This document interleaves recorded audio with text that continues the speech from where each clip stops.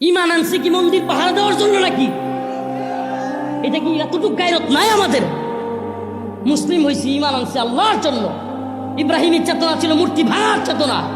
আর আজকে কি কয় মাদ্রাসা ছাত্ররা গিয়ে কি পাহারা দিবে? আমাদের মসজিদ পাহারা দেওয়ার ডিলারি নেন, মন্দির পাহারা দেওয়ার না। আপনাকে দায়িত্ব দেওয়া হয়েছে, উপদেষ্টা বানানো হয়েছে।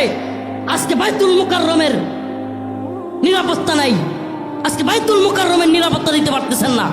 মন্দিরের নিরাপত্তা নিয়ে আপনাদের এত মাথা ব্যথা, যেখানে হিন্দু যুবকরা পর্যন্ত বলতেছে আমাদের মন্দির পাহারা দিয়া পূজা করা হইলে এই পূজা আমাদের দরকার নাই। হিন্দু যুবক বলতেছে বা আমাদের মন্দির পাহারা দিতে হবে কেন মুসলিমদের? আমরা বলি মন্দির যেমনি ভাবে আমরা ভাঙার কথাও বলি না, মন্দির পাহারা দিবে মুসলমান এটাও বলি না।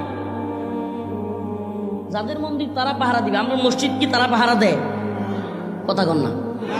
আমাদের মসজিদ কি হিন্দুরা পাহারা দেয়?